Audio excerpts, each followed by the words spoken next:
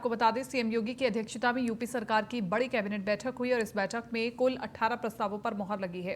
बैठक में आगरा, गाजियाबाद और प्रयागराज में भी पुलिस कमिश्नरेट व्यवस्था को लागू करने का प्रस्ताव पास हो गया है और प्रदेश की राजधानी लखनऊ के अलावा कानपुर, वाराणसी और नोएडा में ये व्यवस्था पहले से लागू है। अब यूपी में 7 शहरों में पुलिस कमिश्नर प्रणाली लागू हो गई है। आपको बता दें कि पहले चरण में 13 जनवरी 2020 को प्रदेश की राजधानी लखनऊ और नोएडा में पुलिस कमिश्नर प्रणाली लागू हुई थी। लखनऊ में सुजीत पांडे को पुलिस कमिश्नर बनाया गया था, जबकि नोएडा में आलोक सिंह को पहला पुलिस कमिश्नर बनाया गया था। इसके बाद 26 मार्च 2021 को दूसरे चरण में पुलिस कमिश्नर प्रणाली लागू की गई थी। इसमें कानपुर में विजय सिंह मीणा और वाराणसी में ए सतीश गणेश पुलिस कमिश्नर बनाए गए थे। अब योगी सरकार ने तीसरे चरण में आगरा, गाजियाबाद और प्रयागराज में ये प्रणाली लागू की है।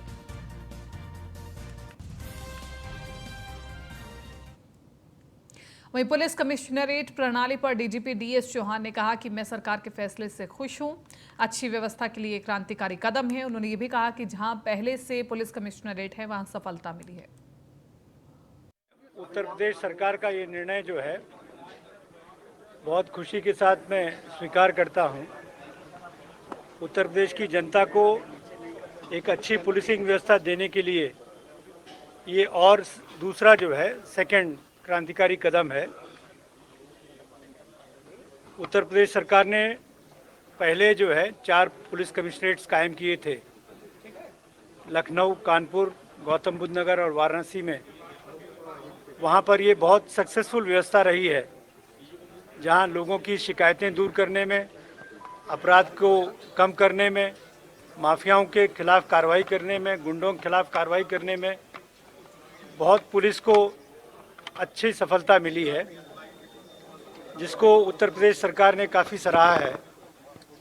और माननीय हमारे परम आदरणीय मुख्यमंत्री जी श्री योगी आदित्यनाथ जी ने इस कदम को और आगे बढ़ाया है, जिसमें ये 3 नई पुलिस कमिश्नरेट्स का और गठन किया गया है। वहीं प्रदेश के 3 जिलों में पुलिस कमिश्नरेट प्रणाली लागू होने पर कांग्रेस प्रवक्ता अशोक सिंह ने कहा कि अपराधी तांडव कर रहे हैं और सरकार लगातार प्रयोग कर रही है। सिर्फ नाम बदलने से सरकार नहीं चला करती, ईमानदार अधिकारियों को लाइए। उन्होंने कहा कि बेरोजगारी में यूपी नंबर 1 है और क्राइम में यूपी नंबर 1 है। नए प्रयोग कर रहे हैं योगी जी और योगी आदित्यनाथ जी। सरकार इकबाल से चला करती है, सरकार रंग बदलने से नहीं चला करती है, जिलों के नाम बदलने से नहीं चला करती। ईमानदार अधिकारियों को लाइए, जिनके भ्रष्टाचार के दामन में दाग लगे हैं, उनके कदों पर जब सुरक्षा की जिम्मेदारी होगी तो कितने भी प्रयोग कर लीजिए। उत्तर प्रदेश में अपराध में नंबर 1 है, बेरोजगारी में नंबर 1 है, और सबसे बड़ी बात है कि आप बाहर के राज्यों में जाकर राम राज्य की बात करते हैं। उस दिन मुख्यमंत्री योगी आदित्यनाथ ने फिरोजाबाद को 3 अरब से अधिक योजनाओं का लोकार्पण और शिलान्यास किया। इसके अलावा मुख्यमंत्री ने यहां विभिन्न योजनाओं के लाभार्थियों को प्रमाण पत्र बांटे। वहीं तिलक इंटर कॉलेज के प्रबुद्ध सम्मेलन को संबोधित करते हुए सीएम योगी ने फिरोजाबाद की चूड़ी एवं कांच उद्योग की प्रशंसा करते हुए उद्योग को आगे बढ़ाने के लिए हर संभव मदद का भरोसा दिया। वहीं सीएम योगी ने कहा, प्रदेश से गुंडे माफिया बाहर हो चुके हैं। अगर चंड मुंड फिर भी बाहर निकलते हैं तो अगले चौराहे पर ही ढेर कर दिया जाएगा। पहले सच था कि यहां के पूर्वजों ने, यहां के लोगों ने ग्लास उद्योग के क्षेत्र में एक नई पहचान बनाई थी। जिन महापुरुषों ने, जिन कारीगरों ने, जिन हस्तशिल्पियों ने फिरोजाबाद को इसका केंद्र बनाया था, मैं उनको नमन करता हूं। लेकिन भाइयों बहनों, समय के अनुरूप लोग राजनीतिक नेतृत्व तो प्राप्त करते गए, लेकिन फिरोजाबाद की इस पहचान को भी मिटाते गए। यहां का आलू किसान हो या यहां का ग्लास उद्योग में लगे हुए हस्तशिल्पी और कारीगर हो, इनको लोगों ने भुला दिया था। लेकिन आज मुझे बताते हुए प्रसन्नता है कि फिरोजाबाद का ग्लास का उद्योग फिर से अपनी एक नई पहचान बना रहा है और आज तो 1000 करोड़ रुपए का एक्सपोर्ट अकेले फिरोजाबाद का ग्लास उद्योग फिरोजाबाद से कर रहा है। जन सम्मेलन में शिरकत की। इस दौरान सम्मेलन को संबोधित करते हुए कहा कि अलीगढ़ प्रदेश का एक प्रमुख जनपद और महानगर है। इस जनपद की अपनी एक पहचान है। सीएम योगी ने कहा कि देश आज अपनी आजादी का अमृत महोत्सव मना रहा है। आजादी के इस अमृत महोत्सव में किसी भी देश के लिए इससे गौरव की बात क्या हो सकती है कि जिस ब्रिटेन ने भारत पर 200 वर्ष तक शासन किया, आज उस ब्रिटेन को पछाड़कर दुनिया में भारत अब 5वीं अर्थव्यवस्था पर है। को पता ही नहीं था कि ये सब एक जैसी लाइट लग जाएगी तो इसका प्रभाव होगा। लेकिन भाइयों बहनों, आज आपने देखा होगा एलईडी स्ट्रीट लाइट एक जैसी कलर की, दुधिया कलर की आपको पूरे महानगर के अंदर, पूरे प्रदेश के अंदर आपको देखने को मिल जाएगा। और अब केवल बड़े बड़े महानगर ही नहीं, छोटे छोटे नगरों में भी और गांवों में भी एलईडी स्ट्रीट लाइट दिखाई दे रही है। इसकी सबसे बड़ी बात क्या है? इसमें न केंद्र को पैसा देना पड़ा, न राज्य को पैसा देना पड़ा, न स्थानीय निकाय की संस्था को पैसा देना पड़ा। ये बिजली की जो बचत हुई हैलोजन से, उस पैसे से, बचत पैसे से ये लाइट लगी हुई है। यानी आम के आम और गुठली के भी दाम। यही है, हम पैसे बचत भी करते हैं, जनता को बेहतर सुविधा भी देते हैं। और यही तो कार्य है जो स्मार्ट सिटी मिशन के अंतर्गत हम नगरीय क्षेत्रों में एलईडी स्ट्रीट लाइट के माध्यम से जो कार्य हुआ। पटरी व्यवसायियों को कोई पूछता ही नहीं था। लखीमपुर खीरी जिले के मोलेपुर गांव में 2 नाबालिग दलित बहनों की लाश पेड़ से लटकी मिली थी। पुलिस जांच में दोनों बहनों के साथ रेप के बाद हत्या का सच सामने आया था। इस घटना के बाद पीड़ित परिवार को मदद के लिए कांग्रेस नेताओं की ओर से दिए गए 2 चेकों में से बाउंस हो गया था। साथ ही पीड़ित परिवार के अकाउंट से 4,000 रुपए भी कट गए। नाराज पीड़ित परिवार ने कांग्रेस नेताओं के खिलाफ तहरीर दी है, जिसके आधार पर कांग्रेस नेताओं के खिलाफ मुकदमा दर्ज हो गया है। विगत माह में थाना निगासन क्षेत्र में हुई 2 युवतियों की हत्या के बाद विभिन्न राजनीतिक संगठनों एवं अन्य संगठनों के द्वारा पीड़ित परिवार की आर्थिक सहायता हेतु चेक प्रदान किए गए थे। आज पीड़ित परिवार के द्वारा एक लिखित तहरीर दी गई है, जिसमें उनके द्वारा आरोप लगाया गया है कि कांग्रेस पार्टी के द्वारा दिए गए 3 लाख रुपए मूल्य का चेक एवं एक अन्य व्यक्ति जिसका नाम अमित जानी है, उसके द्वारा दिया गया 1 लाख रुपए का चेक बाउंस हो गया है और जिसकी पेनल्टी भी इनके लगभग 4,000 रुपए इनके खाते से काट ली गई है। इन्होंने तहरीर में बताया है कि इनके साथ धोखाधड़ी करके इस तरीके के चेक इनको दिए गए हैं, जिस संबंध में मुकदमा पंजीकृत किया गया है एवं आगे की विधिक कार्रवाई की जा रही है। मैनपुरी में शनिवार को सपा अध्यक्ष अखिलेश यादव का 1 दर्जन से अधिक नुक्कड़ सभाएं करेंगे और दरअसल सपा उपचुनाव को किसी भी सूरत में अपने हाथ से निकालने नहीं देना चाहती है, जिसके चलते पूरा परिवार गांव, खेत, खलियान से लेकर जिले में डोर टू डोर कार्यक्रम में जुटी हुई है।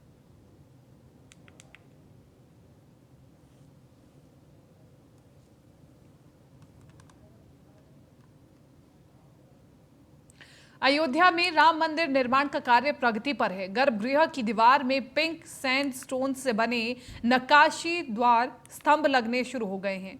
राम जन्मभूमि तीर्थ क्षेत्र महासचिव चंपत राय ने भी गर्भगृह के निर्माण की कुछ तस्वीर साझा की है, जिसमें पिंक सैंडस्टोन से बनी नक्काशी के द्वार स्तंभ दिखाई दे रहे हैं।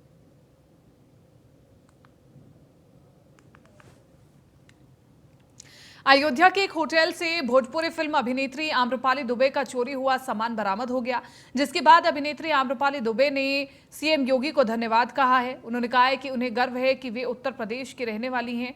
उन्हें उम्मीद नहीं थी कि 24 घंटे के अंदर सभी सामान बरामद हो जाएगा। यहां तक कि एक लिपस्टिक भी गायब नहीं हुई है, सभी के सामान मिल गए हैं। उन्होंने अयोध्या पुलिस को भी धन्यवाद दिया है।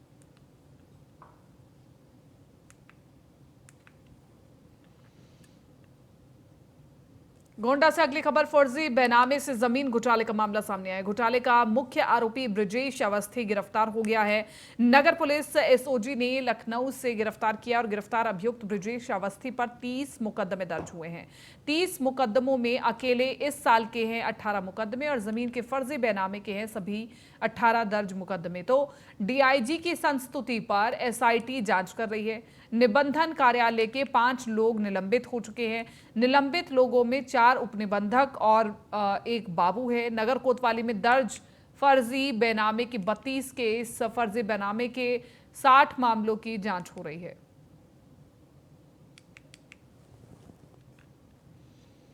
चलिए कानपुर से अगली खबर आपको बता दें। इरफान सोलंकी की अग्रिम जमानत याचिका पर सुनवाई हुई। कानपुर जिला जज की कोर्ट में याचिका पर सुनवाई हुई है।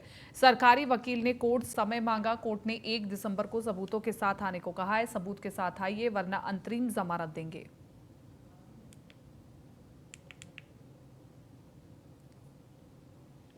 कासगंज से अगली खबर। दोबारा सलाद मांगने पर 3 ग्राहकों पर हमला किया गया। ढाबा संचालक और कारीगर ने खौलता तेल फेंक दिया। खोलते हुए गरम तेल से ग्राहक बुरी तरह से झुलस गया। पीड़ित ग्राहक की शिकायत पर आरोपी ढाबा संचालक और कारीगर के खिलाफ केस दर्ज कर लिया गया है। सोरो कोतवाली के पंकज राजपूत ढाबा का मामला है। हरदोई में पीआरडी जवानों की ड्यूटी लगाने के नाम पर पीआरडी के एक अफसर का रुपए लेते हुए वीडियो वायरल हो रहा है। बताया जा रहा है कि पीआरडी जवानों की पॉइंट के हिसाब से ड्यूटी का काम दिया जाता है और इनमें से जो मालदार पॉइंट है उसमें ड्यूटी लगाने के नाम पर उनसे पैसों की वसूली की जाती है। वायरल वीडियो में कुछ लोग बैठे हुए हैं। एक व्यक्ति कागज पर कुछ लिख रहा है, वहीं पड़ोस में कुछ लोग बैठे हुए हैं। इसमें कुछ रुपयों के लेन देन की बात भी साफ तौर पर दिखाई दे रही है। वायरल हो रहा वीडियो पिहानी इलाके के पीआरडी के एक अधिकारी का बताया जा रहा है।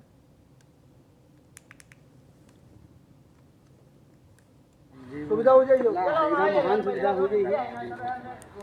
दोपहर रजिस्टर हो रहा है 14 वाला पैसा बकरी राय में अब नीलो है बकरी अब है बता जो 15 या है नहीं बकरी के तुम बकरियां। बुलंदशहर के सीएमओ विनय कुमार सिंह ने न्यूज़ 1 इंडिया पर बताया कि लगातार फर्जी क्लिनिक और लैब पर कार्रवाई की जा रही है। उन्होंने आगे क्या कुछ कहा आपको सुनवा देते हैं। बुलंदशहर के मुख्य चिकित्सक अधिकारी हैं हमारे साथ में विनय कुमार जी, और लगातार उनसे बात कर लेते हैं कि बुलंदशहर में अब तक कितने हॉस्पिटल पर कार्रवाई की गई है। न्यूज़ 1 इंडिया में आपको बहुत बहुत थैंक यू। जैसा कि आप बता ही रहे हैं कि हम लगातार कार्रवाई कर रहे हैं। हम हमारे नोडल अधिकारी प्रतिदिन फील्ड में जाते हैं और 3-4 जगह पर अपनी जांच करते हैं, चाहे वो नर्सिंग होम हो, चाहे वो लैब हो या क्लिनिक्स हो। जहाँ कहीं कुछ कमियां मिलती हैं उसके बारे में वो वहाँ अपने स्तर से नोटिस देने की कार्रवाई करते हैं। बहुत ज़्यादा अनियमितता मिलने पर सील की भी कार्रवाई की जाती है।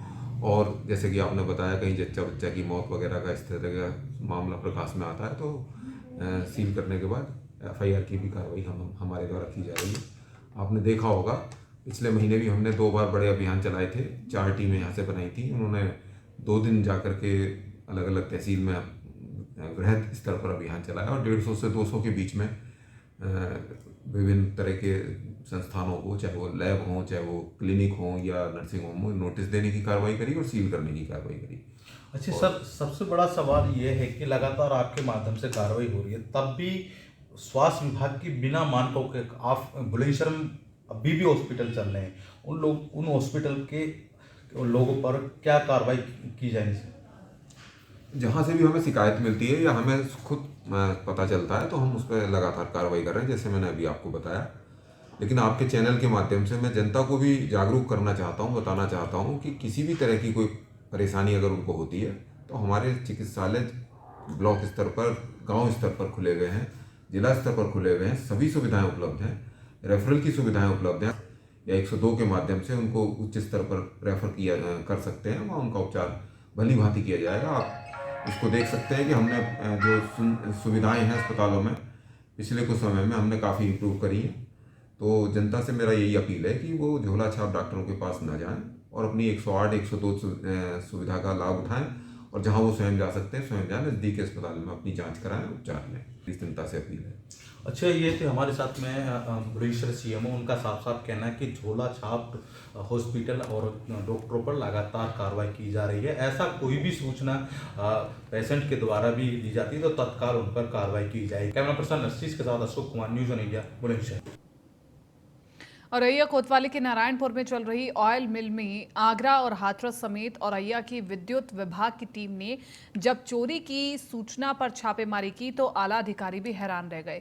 यहां विद्युत विभाग की ओर से लगाए गए स्मार्ट सिटी मीटर बिजली चोरों के मन मुताबिक रिमोट कंट्रोल से संचालित कर रहे थे। मीटर में डिवाइस कंट्रोल लगाकर लाखों रुपयों की बिजली चोरी की जा रही थी। बिजली विभाग इस मामले में आगे की कार्रवाई में जुट गई है।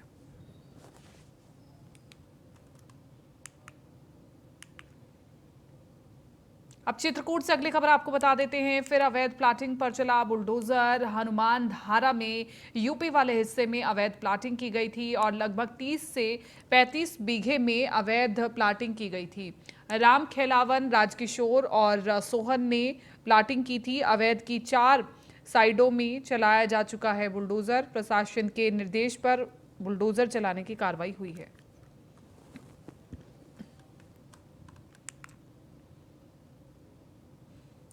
बुलंदशहर में रोडवेज कर्मचारी संयुक्त परिषद के बैनर तले रोडवेज की चालक, परिचालक और कर्मचारी सड़क पर उतरे और सिकंदराबाद डिपो में विरोध प्रदर्शन किया। प्रदर्शनकारियों ने सिकंदराबाद के एआरएम पर भ्रष्टाचार का आरोप लगाया है। एआरएम पर रोडवेज कर्मचारी को बिना जांच के निलंबित करने का आरोप लगाया गया है। तो फर्जी हाजिरी लगाता, पैसे ले लेकर सब स्टाफ से पैसे मांगता है और जो हमारा सही आदमी काम कर रहा है उसे सस्पेंड कर दिया।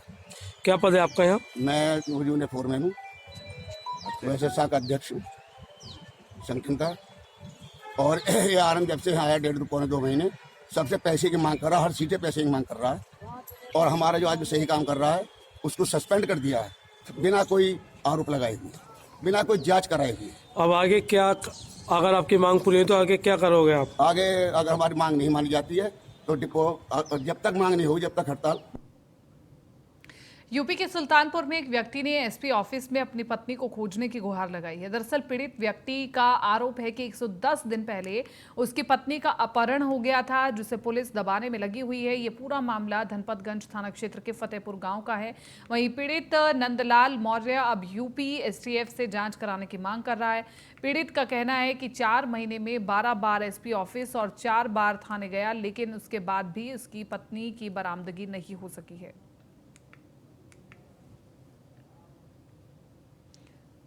फिलहाल उत्तर प्रदेश विशेष में मेरे साथ इतना ही। दीजिए इजाजत, नमस्कार।